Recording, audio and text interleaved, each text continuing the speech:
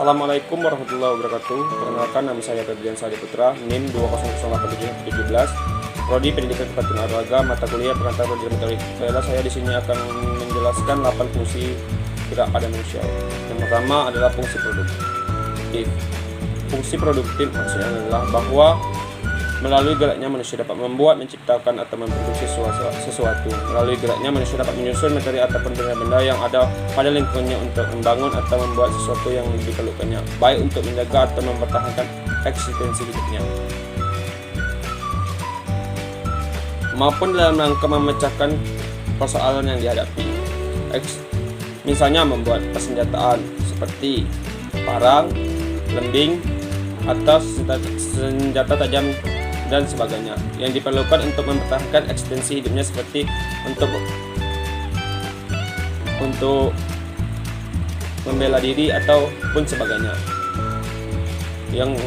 dan membuat rakit dari bambu, kayu, dan sebagainya untuk menyeberangi sungai atau sebagai alat transportasi melalui sungai. Dalam rangka memecahkan persoalan yang dihadapinya, melalui gerakannya manusia dapat menghasilkan karya-karya yang berarti seperti lukisan dan karya-karya seni lainnya.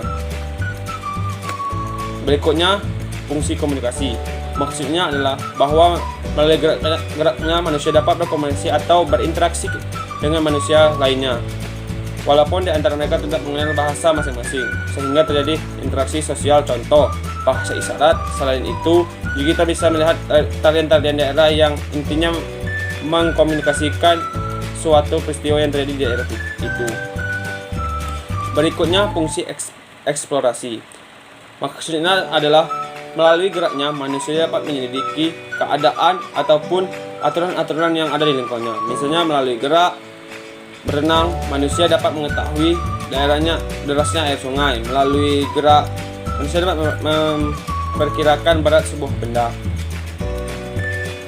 Berikutnya adalah fungsi adaptasi.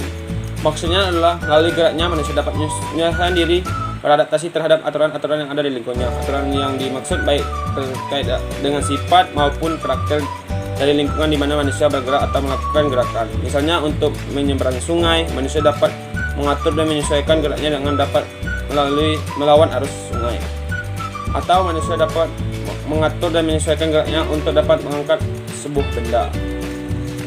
Berikutnya, fungsi personal. Maksudnya adalah melalui gerakannya manusia dapat mengalami dan merasakan sendiri atau pengalaman, atau melalui gerakannya manusia dapat meyakinkan dirinya terhadap sesuatu. Misalnya proses kelelahan yang dialami oleh tubuh setelah berolahraga atau bekerja. Berikutnya, fungsi ekspresi. Melalui gerakannya manusia dapat mengekspresikan atau mengungkapkan perasaannya. Misalnya gerak membuang bola sebagai ungkapan rasa kesal dalam bermain. Fungsi ekspresi ini dapat menggunakan banyak hal seperti rasa gembira, sedih, dan amarah. Berikutnya, fungsi komparasi. Melalui geraknya manusia dapat membandingkan dirinya dengan orang lain atau lingkungannya. Misalnya gerak-gerak dalam perlombaan olahraga.